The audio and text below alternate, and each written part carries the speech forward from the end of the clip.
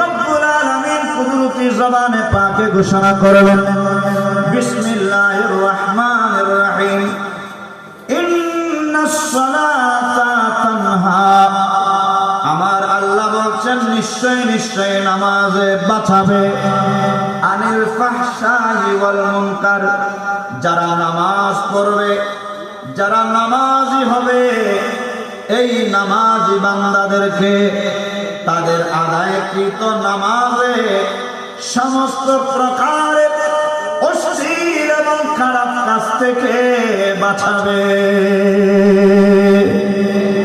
জোরে বলি না সুবহানাল্লাহ।